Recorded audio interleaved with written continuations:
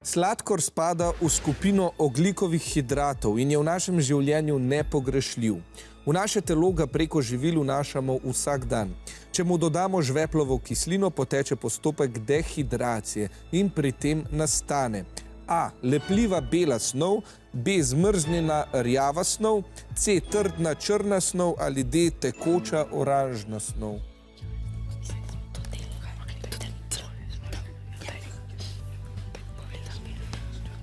Vprašanje za vse ljubitelje sladkorja in kemije.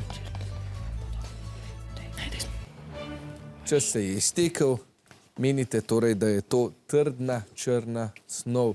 Jasna, cukor nam je padel, pokaži nam pravi odgovor.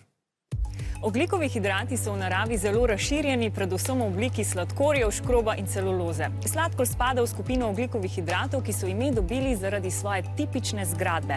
Razmerje med ogljikom in vodo je v sladkorju 1:1, kar prikazuje tudi tale formula. Kaj pa se zgodi s sladkorjem, če mu dodam žveplovo kislino? Tukaj jo imam pripravljeno v epruveti in jo bom zlila gor, takole. In ker trenutno nimam steklene palčke, bom kar s tole epruveto malce začela z mešanjem. Zdaj, žveplova kislina je močno dehidracijsko sredstvo, kar pomeni, da nase veže vodo in s tem, ko jo dodam sladkorju, nastane elementarni ogljik.